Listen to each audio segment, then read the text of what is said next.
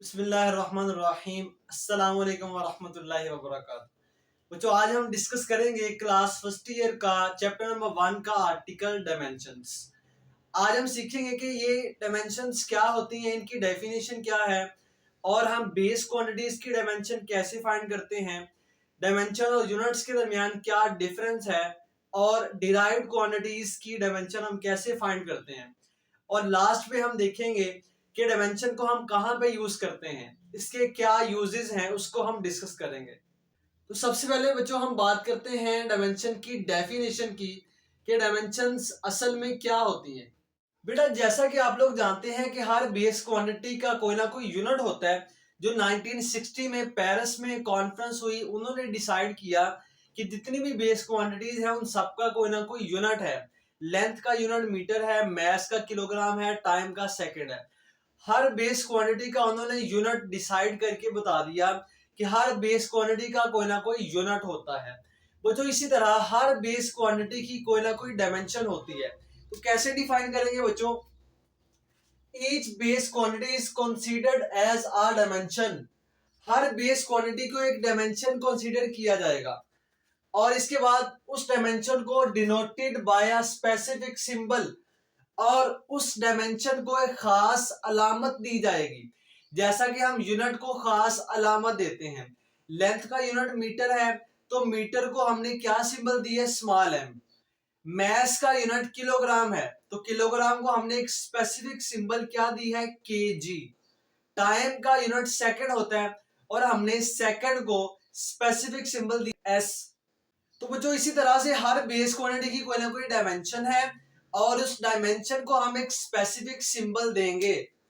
और आखिरी बात कि उसको हम return with in square brackets, और उस स्पेसिफिक सिंबल को हम स्क्वायर ब्रैकेट्स में लिखेंगे। तो जो डेफिनेशन में तीन चीजें हैं। पहली चीज क्या है कि हर बेस क्वांटिटी की एक डायमेंशन है। दूसरी चीज, उस डायमेंशन को हमने स्पेसिफिक सिंबल देना है। और आखिरी बात कि उस स्पेसिफिक सिंबल को हमने स्क्वायर ब्रैकेट्स की फॉर्म में लिखना है। ये बच्चों है इसकी डेफिनेशन।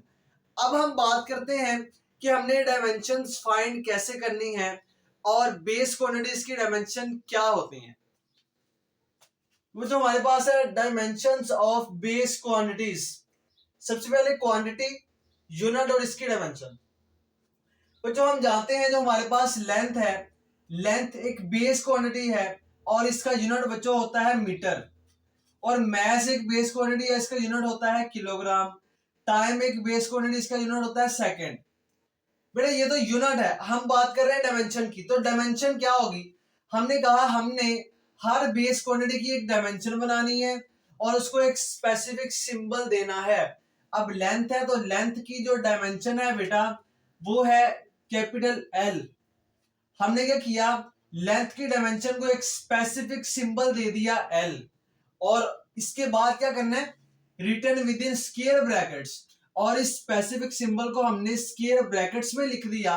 तो ये हमारे पास बन गई लेंथ की डायमेंशन। तो इसके बाद मास की बात करते हैं। मास का यूनिट तो किलोग्राम है, तो इसकी डायमेंशन क्या होगी? हमने मास की डायमेंशन को एक स्पेसिफिक सिंबल दे दिया कैपिटल एम। और अभी हमारा काम पूरा नहीं हुआ। अब हमने इसको स्पेसिफिक सिंबल के बाद हमने इसको स्क्वायर ब्रैकेट्स में लिख दिया। तो ये क्या बन गई बच्चों? ये बन गई हमारे पास मास की डायमेंशन। इसके बाद बच्चों, टाइम का यूनिट तो सेकंड है, लेकिन डायमेंशन क्या होगी? स्पेसिफिक सिंबल दे दिया हमने कैपिटल टी। और अभी काम पूरा नहीं हुआ। अब हमने इसको स्क्वायर ब्रैकेट्स में इनक्लोज कर दिया। तो ये बच्चों हमारा बन गया टाइम की डायमेंशन। तो जो आप गौर से देखें, हमने सिर्फ उस वर्ड का पहला लेटर लिखा है डायमेंशन के अंदर। लेंथ है तो एल, मास है तो एम, टाइम है तो कैपिटल टी, और इन सबको हमने स्क्वायर ब्रैकेट्स में बंद कर दिया। तो ये चीजें हमारे पास बन गई बेस क्वांटिटीज की डायमेंशन। बेटा, आप जानते हैं हमारे पास 7 बेस क्वांटिटीज होती हैं, यहाँ पे हमने सिर्फ 3 लिखी हैं। इसकी क्या रीजन है? तो जो इसकी रीजन ये है कि जो बाकी 4 क्वांटिटीज हैं उनकी भी डायमेंशन होती है, लेकिन वो हमने इस लेवल पे नहीं पढ़ना उनको। हमने जस्ट फर्स्ट ईयर में इन 3 क्वांटिटीज की डायमेंशन को स्टडी करना है। तो ये थी हमारे पास बेस क्वांटिटीज की डायमेंशन। अब हम देखते हैं कि हमें यूनिट के होते हुए डायमेंशन की क्यों जरूरत पेश आई। हमारे पास चीजों को मेयर करने के लिए यूनिट तो मौजूद थे, मैस के लिए किलोग्राम, टाइम के लिए सेकंड और लेंथ के लिए हमारे पास मीटर था। फिर ये एक नई चीज डायमेंशन कहां से आ गई, हम इसको क्यों यूज करते हैं, और यूनिट और डायमेंशन का बेसिक डिफरेंस क्या है बच्चों, वो हम सीखेंगे। गौर से देखिए बेटा, जब हम कहते हैं हमारे पास एक चीज है और उसका मैस है 5 किलोग्राम, तो जब आप सुनते हैं 5 किलोग्राम, फौरन आपके जहन में एक चीज आती है कि ये किसी हैवियर ऑब्जेक्ट की बात हो रही है, किसी ऐसे ऑब्जेक्ट की बात हो रही है जिसका मैस ज्यादा है। क्योंकि हमने यूनिट क्या यूज किया है, किलोग्राम, तो किलोग्राम एक बड़ा यूनिट है। तो जब हम कहेंगे कि फलान चीज इतने किलोग्राम है, तो हमारे माइंड में फौरन से आ जाएगा कि ये किसी हैवी ऑब्जेक्ट की बात हो रही है। और बच्चों, जैसे ही हम कहेंगे कि ये चीज हमारे पास 5 मिलीग्राम है, तो 5 मिलीग्राम को सुनने और देखने के बाद हमारे माइंड में फौरन एक बात आएगी कि ये कोई बहुत बड़ी चीज नहीं है, कोई बहुत बड़ा ऑब्जेक्ट नहीं है, ये नॉर्मल साइज का ऑब्जेक्ट है जिसको हम 5 मिलीग्राम कह रहे हैं। और बच्चों, इसके बाद अगर हम कहें कि हमारे पास एक ऑब्जेक्ट है, उसका मैस है 5 म्यूग्राम, तो इसको सुनने के बाद हमारे माइंड में फौरन से आ जाता है कि ये कोई बहुत स्मॉल ऑब्जेक्ट के मैस की बात हो रही है। किलोग्राम की बात की तो हमारे माइंड में आया कि बड़ा ऑब्जेक्ट है, बड़ा यूनिट है हमारे पास, तो इसको देखने के बाद हम कहते हैं किसी हैवी ऑब्जेक्ट की बात हो रही है। इसको देखते हैं 5 मिलीग्राम हम कहते हैं, तो हमारे माइंड में आता है कोई मिडल चीज है जिसका इतना ज्यादा मैस नहीं है, इतना कम भी नहीं है। और जब हम 5 म्यूग्राम कहते हैं तो हमारे माइंड में आता है ये वेरी स्मॉल ऑब्जेक्ट है, ये वेरी स्मॉल ऑब्जेक्ट की बात हो रही है। तो बच्चों, इन सारी चीजों को देखने के बाद हमारे माइंड में ये आया कि जब हम बात कर रहे होते हैं किसी चीज के यूनिट की, तो हमारे माइंड में उस चीज की क्वांटिटी आ रही होती है कि ये बड़ी क्वांटिटी है, नॉर्मल साइज की क्वांटिटी है या स्मॉल क्वांटिटी है। तो इससे पता चला कि यूनिट की जब हम बात करते हैं तो हमारे माइंड में क्या आता है, क्वांटिटी, ऑब्जेक्ट की क्वांटिटी। इससे पता चला कि यूनिट हमें चीजों की क्वांटिटी के बारे में बताता है कि ये चीज कितनी क्वांटिटी के अंदर है, ये ऑब्जेक्ट इसके पास कितनी मिकदार है, कितनी क्वांटिटी है। तो इसका मतलब जो यूनिट है ये हमें क्वांटिटेटिव एनालिसिस देता है, ये हमें चीजों के बारे में बताता है कि चीजों की कितनी क्वांटिटी है, कितनी मिकदार है। और बच्चों, अगर हम बात करें डायमेंशन की, हमें बताया हुआ है कि एक हमारे पास मैस है और उसकी डायमेंशन है m। तो क्या इस m को देखने के बाद हमें पता चलता है कि इस ऑब्जेक्ट के पास कितनी क्वांटिटी होगी, ये हैवियर ऑब्जेक्ट है या स्मॉलर ऑब्जेक्ट है? तो इसका आंसर है नो। डायमेंशन को देखने के बाद हमें ये नहीं पता चलता कि ये बड़ा ऑब्जेक्ट है या स्मॉल ऑब्जेक्ट है। इसी तरह अगर हम लिखें l, हम कहें ये हमारे पास लेंथ की डायमेंशन है और आप इसको देखकर बताएं ये किसी चीज की बड़ी लेंथ है या स्मॉल लेंथ है। तो इसको देखने के बाद हम चीजों की क्वांटिटी के बारे में नहीं बता सकते, हमें नहीं पता लार्ज क्वांटिटी है या स्मॉल है। तो इससे पता चला कि हम जब डायमेंशन की बात कर रहे होते हैं तो डायमेंशन में हमें चीजों की क्वांटिटी का पता नहीं चलता कि ये चीज कितनी क्वांटिटी के अंदर मौजूद है। लेकिन बच्चों, डायमेंशन को देखने के बाद हमें एक चीज का पता तो चलता है, अगर हम m लिखें तो हमें फौरन समझ में आ जाता है कि ये मैस की बात हो रही है, और अगर हम l लिखें तो इसको देखने के बाद फौरन माइंड में आ जाता है कि ये हमारे पास लेंथ की बात हो रही है।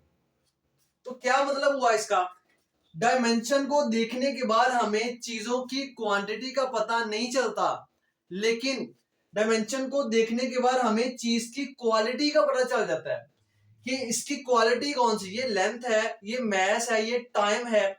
यानी कि डायमेंशन हमें चीजों की क्वांटिटी नहीं बताती बल्कि हमें चीजों की क्वालिटी बताती है कि चीजों के अंदर क्या खूबी है, क्या ये मैस है, क्या ये लेंथ है, क्या ये टाइम है।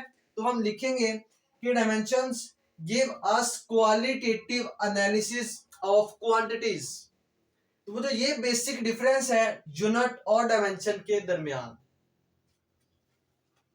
तो इसके बाद है हमारे पास डायमेंशंस फॉर डिराइव्ड क्वांटिटीज। बच्चों अगर हमने डिराइव क्वांटिटी की डायमेंशन फाइंड करनी है, हमारे पास दो रूल हैं, इसके दो तरीके हैं, दो मेथड है। पहला मेथड है by using formula, second method है by using its SI unit. बच्चों अगर हमसे कहा जाता है कि वेलोसिटी है हमारे पास और वेलोसिटी एक डिराइव क्वांटिटी है और आप बताएं वेलोसिटी की डायमेंशन क्या है, तो बच्चों दो तरीके हैं इसके। पहला तरीका क्या है कि हम वेलोसिटी का फार्मूला लिखें। क्या फार्मूला है? Velocity is equal to displacement over time. तो ये हमारे पास वेलोसिटी का फार्मूला आ गया।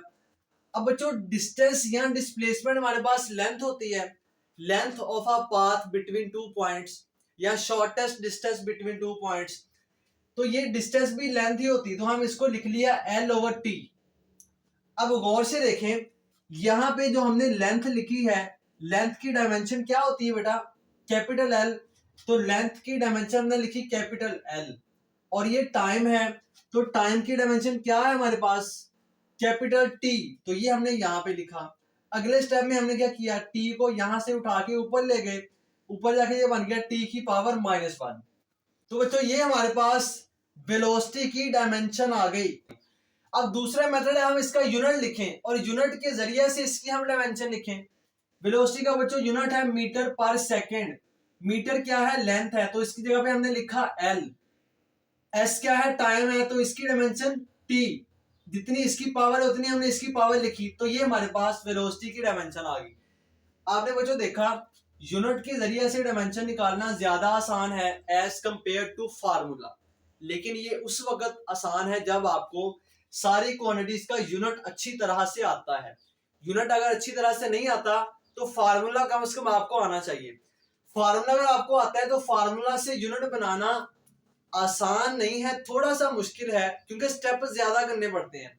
लेकिन ये वाला मेथड जो है इसमें गलती का चांस कम है, क्योंकि जब आपको फार्मूला आता है तो फार्मूला अगर आपका सही है तो फार्मूले से डायमेंशन या यूनिट फाइंड करना कोई मुश्किल नहीं है, आसान है। लेकिन जब आप डायरेक्ट यूनिट से डायमेंशन लिखते हैं तो हो सकता है आप यूनिट में मिस्टेक कर दें। s की पावर -1 की बजाय आपको ऐसा फील हो जैसे s की पावर -2 है, या m की पावर जो है 2 की बजाय आप 3 लिख दें, तो इनकी पावर में कंफ्यूजन हो सकती है। तो इसलिए आसान यही वाला है, लेकिन तब जब हमें यूनिट आता है और ये भी मुश्किल नहीं, ये भी आसान है, तो दोनों में से जो आपको आसान लगता है इसमें आपको फार्मूला आना चाहिए, इसमें आपको यूनिट आना चाहिए। तो जितनी भी क्वांटिटीज हैं अगर आपको उसका यूनिट या फार्मूला आता है तो आप उसकी डायमेंशन फाइंड कर सकते हैं। और बच्चों ये हमारे पास डिराइव्ड क्वांटिटीज है सारी की सारी, और ये हमने इनके यूनिट्स लिखे हुए हैं, तो इनके यूनिट से हम इनकी डायमेंशन आसानी से बना सकते हैं। ये हमारे पास बच्चों m है। m क्या है? मीटर। मीटर लेंथ होता है, तो इसकी डायमेंशन क्या होगी? L की पावर 2। जितनी पावर इसकी है उतनी ही पावर इसकी होगी। और ये हमारे पास m है, मीटर है अगेन, तो इसकी पावर भी L की पावर 3 हो जाएगा। और ये मीटर है, m की जगह पे, मीटर की जगह पे L, S की जगह पे टाइम, इसकी पावर -1। इसके बाद बच्चों एक्सेलरेशन है मीटर पर सेकंड स्क्वायर। मीटर क्या है? L, S क्या है? टाइम, और इसको हमने बंद किया स्क्वायर ब्रैकेट्स में। फोर्स है तो किलोग्राम मैस है, तो इसको क्या लिखेंगे? Capital M। और ये मीटर क्या है? L, S क्या है? टाइम, T की पावर -2। ये हमारे पास डायमेंशन आ गई बेटा फोर्स की। इसके बाद वर्क है, किलोग्राम है तो मैस लिखेंगे, मीटर है तो L की पावर 2 आ जाएगा, सेकंड है तो हम T की पावर -2 लिखेंगे, और इसको हमने बंद किया स्क्वायर ब्रैकेट्स में। पावर है बेटा किलोग्राम, M आ जाएगा, मीटर L का स्क्वायर, S है तो T की पावर -3। ये हमारे पास बेटा डायमेंशन आ गई पावर की। प्रेशर है तो किलोग्राम का मैस आ जाएगा M, और मीटर का बेटा L की पावर -1, S क्या है? टाइम, T की पावर -2, और इसको हमने बंद किया स्क्वायर ब्रैकेट्स। डेंसिटी है बेटा किलोग्राम तो M आ जाएगा, मीटर है तो L की पावर -3। ये बेटा हमारे पास जितनी भी डिराइव्ड क्वांटिटीज हैं उनकी हमने डायमेंशंस फाइंड कर ली बाय यूजिंग इट्स यूनिट। तो इसी तरह बच्चों अगर आपके पास किसी भी क्वांटिटी का फार्मूला है या आपको उसके यूनिट का पता है तो आप उसकी डायमेंशन आसानी से निकाल सकते हैं। सिर्फ 3 चीजें लिखनी है। एक आपने एम लिखना है, एल और टी, ये तीन चीजें लिखनी है बस। जितनी जितनी पावर इस साइड पे यूनिट की होगी उतनी ही पावर इन तीनों डायमेंशन की होगी इस साइड पे, तो ये आपके पास डायमेंशन आ जाएगी। और मुझे इसके बाद डायमेंशन के हवाले से दो तीन चीजें हैं कि कौन सी क्वांटिटी है जिसकी डायमेंशन नहीं होती, तो बेटा इसका आंसर है there is no dimension of a pure or constant value. बेटा एक ऐसी क्वांटिटी जो कांस्टेंट है उसकी कोई डायमेंशन नहीं होती, जैसा कि जितने भी होल नंबर्स हैं 2 3 4 5 6 7 ये सारे के सारे कांस्टेंट है, तो बेटा इनकी कोई डायमेंशन नहीं है। इसी तरह पाई ये भी कांस्टेंट है, तो इसकी भी कोई डायमेंशन नहीं होगी। तो जितने भी कांस्टेंट हैं, जितने भी प्योर वैल्यूज हैं, एग्जैक्ट वैल्यूज हैं, उनकी कोई डायमेंशन नहीं होगी बेटा। इसके बाद सेकंड पॉइंट है there is no dimension of a ratio between two similar things. बेटा अगर दो ऐसी सेम चीजें हैं और उनके दरमियान रेशियो है तो उसकी भी कोई डायमेंशन नहीं होगी। जैसा कि स्ट्रेन, स्ट्रेन का बेटा फार्मूला क्या होता है, change in length over original length. तो ऊपर भी लेंथ है नीचे भी लेंथ है, तो लेंथ का यूनिट भी मीटर और नीचे वाली लेंथ का यूनिट भी मीटर। तो बेटा ये मीटर से मीटर कैंसिल हो जाएगा, तो हमारे पास इसका कोई भी यूनिट नहीं होगा, और जब इसका यूनिट नहीं है तो इसकी डायमेंशन भी नहीं होगी। तो दो अगर ऐसी क्वांटिटीज हैं जिनके दरमियान रेशियो है और वो दोनों सेम क्वांटिटीज है, तो बेटा उनकी कोई डायमेंशन नहीं होगी। फिर इसके बाद तीसरा पॉइंट है कि dimensions can be manipulated as algebraic quantities. बेटा जैसा कि हम अलजेब्रिक क्वेश्चन सॉल्व करते हैं तो उसी तरह हम डायमेंशन को भी डील कर सकते हैं। किस तरह से बेटा, अगर हमें दिया हुआ है y मल्टीप्लाई बाय y, तो हम इसको y का स्केयर लिख सकते हैं। इसी तरह अगर हमें दिया हुआ है x मल्टीप्लाई बाय x, तो वो x का स्केयर बन जाएगा। तो अलजेब्रिक क्वांटिटीज को हम इस तरह से सॉल्व करते हैं। तो बेटा इसी तरह हम डायमेंशन को भी सॉल्व कर सकते हैं। अगर हमारे पास लेंथ की डायमेंशन है मल्टीप्लाई बाय अगेन लेंथ की डायमेंशन है, तो इन दोनों को मल्टीप्लाई करके हम इसका स्केयर लिख सकते हैं, जैसा कि हम इस y का स्केयर लिखते हैं। तो बच्चों इसी तरह अगर दो क्वांटिटीज डिवाइड हो रही हैं, दो डायमेंशन डिवाइड हो रही हैं, तो उनको भी हम उसी तरह से सॉल्व कर सकते हैं जैसा कि हम अलजेब्रिक क्वांटिटीज को सॉल्व करते हैं। बच्चों इसके बाद है कि dimensions can not be added और सबट्रैक्टेड। डायमेंशन को ऐड और सबट्रैक्ट नहीं किया जा सकता। क्या मतलब कि अगर लेंथ की डायमेंशन है प्लस लेंथ की डायमेंशन है, तो इसको ऐड करके हम 2l नहीं लिखेंगे। बेटा ये ऐड होके सिंगल l बनेगा, l plus l is equal to l और l minus l is equal to l। तो ये डायमेंशन जो है ये आपस में ऐड या सबट्रैक्ट नहीं होती। इसकी रीजन भी सुन लें बेटा। रीजन क्या है इसकी, रीजन ये कि हमने अभी यहाँ पे पढ़ा कांस्टेंट वैल्यूज की डायमेंशन नहीं होती। तो ये जो 2 साथ में है बेटा ये डायमेंशन लेस है, इसकी डायमेंशन नहीं है, तो हम इसको डायमेंशन में साथ नहीं लिखेंगे, तो हमारा आंसर यही आ जाएगा। तो डायमेंशन जो है इनको ना ऐड किया जा सकता है ना इनको सबट्रैक्ट किया जा सकता है। अब जो डायमेंशंस के हवाले से आखिरी बात है कि what are the uses of dimensional analysis. बेटा डायमेंशन को डायमेंशनल एनालिसिस भी कहते हैं, तो इसके क्या यूजेस हैं बेटा, इसके दो यूज हैं। पहला यूज है to check the correctness of an equation. हम किसी भी इक्वेशन को चेक कर सकते हैं कि क्या ये इक्वेशन दुरुस्त है या नहीं, क्या ये करेक्ट है या नहीं। जैसे कि F is equal to ma, Newton second law of motion. तो हम डायमेंशन को यूज करके इस इक्वेशन को चेक कर सकते हैं क्या ये दुरुस्त है या नहीं। चेक कैसे करते हैं बेटा, बेटा जैसा कि मैथ में हम क्वेश्चन को सॉल्व करते हैं लेफ्ट हैंड साइड को राइट हैंड साइड के इक्वल लेके आते हैं, वैसे ही हमने कोई भी इक्वेशन हमें दी है हमने उसकी लेफ्ट हैंड साइड को राइट हैंड साइड के इक्वल लेके आना है। फॉर एग्जाम्पल हमारे पास इक्वेशन है एक E is equal to mc square. हमें कहा जाता है अब इसकी डायमेंशन फाइंड करो, आप बताओ ये इक्वेशन दुरुस्त है या नहीं। तो क्या करना है बेटा, लेफ्ट हैंड साइड की डायमेंशन निकालनी है और राइट हैंड साइड की डायमेंशन निकालनी है। अगर तो दोनों साइडों की डायमेंशन आपस में इक्वल आ जाए तो हम बोलेंगे yes this equation is dimensionally correct. ये इक्वेशन जो है ये डायमेंशनली करेक्ट है।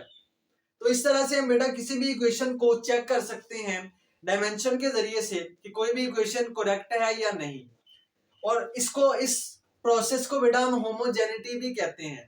तो क्वेश्चन भी आ सकता है कि व्हाट इज होमोजेनिटी, तो आपने बताना है to check the correctness of an equation by using dimensional analysis is called homogeneity. बेटा इसका सेकंड इस्तेमाल है, सेकंड इसका यूज है to derive a possible formula for a physical quantity. बेटा किसी भी फिजिकल क्वांटिटी का हम फार्मूला बना सकते हैं बाय यूजिंग डायमेंशन। तो जो इसके बारे में थोड़ा सा इसका ओवरव्यू ले लेते हैं। सबसे पहले हमने डायमेंशन की डेफिनेशन की बात की, इसके बाद हमने बेस क्वांटिटी की डायमेंशन की बात की, इसके बाद हमने यूनिट और डायमेंशन के दरमियान क्या डिफरेंस है उसको हमने डिस्कस किया, और इसके बाद हमने डायमेंशन ऑफ डिराइव्ड क्वांटिटीज की बात की कि डिराइव्ड क्वांटिटी की डायमेंशन हम कैसे फाइंड कर सकते हैं। बेटा दो तरीके हैं, एक फार्मूला, दूसरा इसका यूनिट है। और इसके बाद हमने कुछ 4 पॉइंट्स डिस्कस किए डायमेंशन के हवाले से, जिनमें से शॉर्ट क्वेश्चन या एमसीक्यूज आपसे पूछा जा सकता है। और लास्ट में हमने इसके यूजेस की बात की। तो बेटा ये सारा आर्टिकल बहुत इंपॉर्टेंट है, इसमें से अक्सर शॉर्ट क्वेश्चन पेपर में आता है। तो आपसे डायमेंशन की डेफिनेशन पूछी जा सकती है, या आपसे किसी भी क्वांटिटी की डायमेंशन फाइंड करने के बारे में पूछा जा सकता है, या आपसे इसमें से कोई एमसीक्यू बन सकता है, या आपसे डायमेंशन के यूजेस के बारे में पूछा जा सकता है। तो ये था हमारा आज का आर्टिकल। किसी भी किस्म का क्वेश्चन है आप कमेंट सेक्शन में पूछ सकते हैं। बहुत सारा ख्याल रखिएगा। इजाजत दीजिए। अल्लाह हाफिज।